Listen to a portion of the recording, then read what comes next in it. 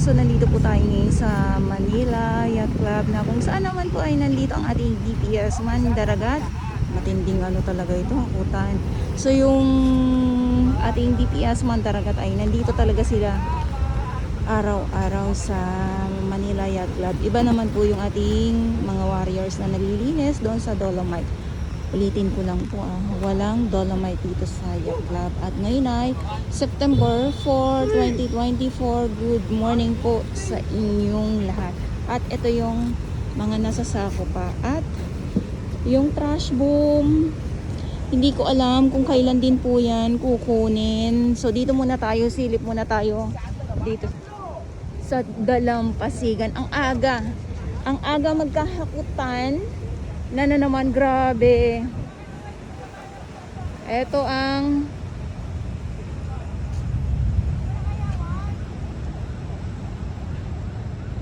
Dalampasigan ng Manila Yacht Club at madilim, makulimlim at kumukulog na naman. Siguradong babagsak na naman ang ulan. Magandang umaga Pilipinas. Hello na lang po sa inyong lahat, sa aking mga viewers. Dito sa Yacht Club, wala pong Dolomite dito. Baka mahilo na naman po kayo. Sasabihin nyo na naman, nag-iba na ng gusto ang kulay ng Dolomite sand. Walang Dolomite sand dito. Ang laki naman po ng pinagkaiba. Ito yung breakwater. Tapos dito yung mga barge na bubuhos ng mga buhangin dito sa may kabilang side, sa may Pasay area. At ito naman yung mga yate. Nandyan ha. At syempre tuloy lang din po ang ating paglilinis. Ay, paglilinis atin. Ang paglilinis ng mga warriors ng ating DPS. Nandyan sila. Magandang umaga. At sa mga baguhan, yes, welcome sa channel ni Miss Jolani Torres. Mahalin niyo po ako ng buong buo. Yun ay hindi galing sa ilong na may singa. Garasubuan, madilim at may paparating na naman dito, no? Nababawasan, napapalitan. Ayun nababawasan pero napapalitan. So ang mga basura ay nakasampa na po. Mga water lily, yung mga karamihan na nandito. Dolomite sand nandoon sa kabila. At ang mga kalat ay nakasampa na po sa mga kabatuhan. Parang katulad lang din doon sa may Mall of Asia, doon sa may seaside. Grabe ang tambak din po doon.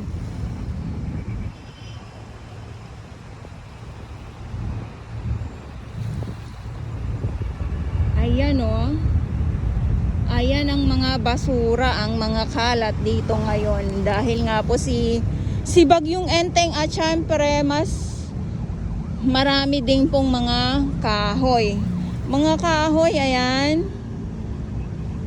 Mga naglalakihang mga kahoy at mga plastic. Grabe yung kulog.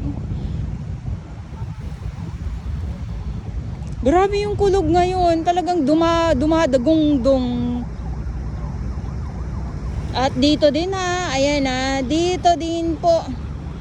Ayan, so andyan, ito yung sinasabi ko na pag dito ay ganito ang kulay, wala pong Dolomite dito. Gray sand or black sand lang po yung nandito. Yun nga, sabi yung Dolomite sand ay makakaabot dito sa Yacht Club. Kaya lang ay hindi na po. Hindi ko din po alam kung bakit. Ayan. Abang-abang na lang po tayo kung may karugtong talaga yung Dolomite sand, yung 500 meters na yan.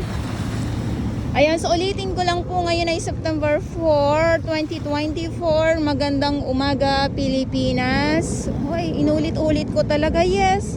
Para magkaintindihan tayo kung anong petsa. Petsa talaga.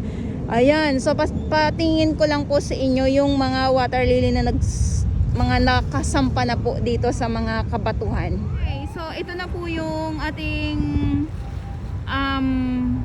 seawall or mga kabatuhan dito sa may Manila Bay. So yung nakikita nyo po, ayan po yung souvenir shop dito sa malapit sa may Yacht Club or dito sa Manila Yacht Club po.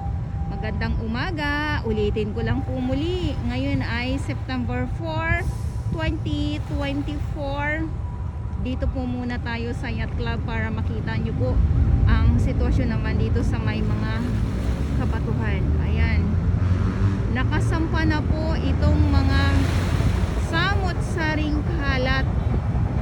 Nangingibabaw yung mga water lily tulad ng binabanggit ko kahit doon sa may, ayan oh, grabe oh.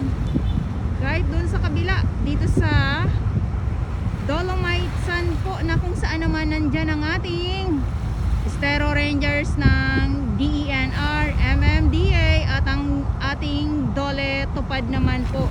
Dito sa Yacht Club ay ang ating DPS Mandaragat. So sila din yung nandito araw-araw.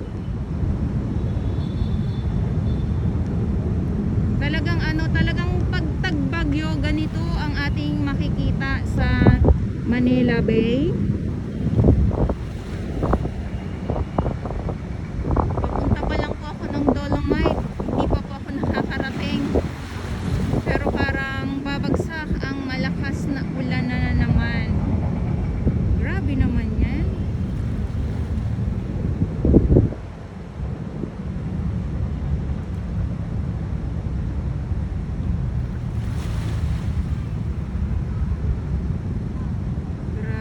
Tapos yung ating mga yung ating mga nagpa-practice dito sa laot, yung mga dragon boat naman po.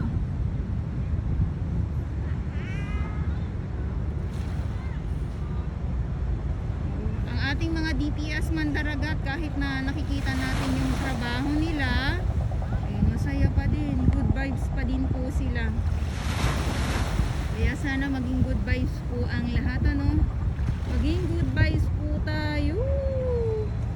Huwag manguha ng mga huwag manguha ng ng ibang update. Huwag manguha para lang para mayroong maipost, ano?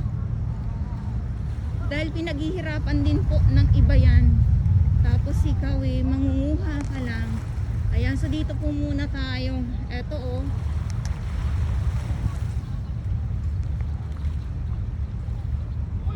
Ayan.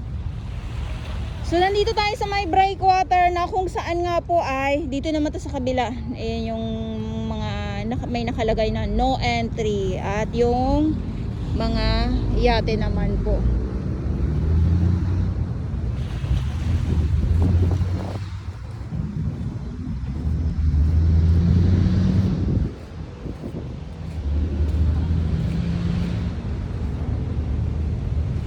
Okay. Grabe naman. Grabe naman po ito, ano? Pero sisiw lang ito. Sisiw lang po ito yung mga nakikita natin dito kasi mabibilis ang ating mga warriors.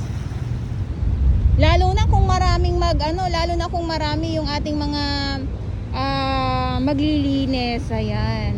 Oy, grabe no. Ito matindi talaga to si Bagyong Enteng dahil pati itong dambuhalang puno na ito. Diyos mio. Biruin nyo naman yan. Nabungkal ng husto at nakarating dito. Napadpad ng husto ng alon at ng hangin. Ganon kalakas si Bagyong Enteng. Ayan, so sabi nga nila ay may paparating pa daw na panibagong bagyo. Hindi ko alam kung anong pangalan niya. Paki-comment na lang din po sa mga nakakaalam.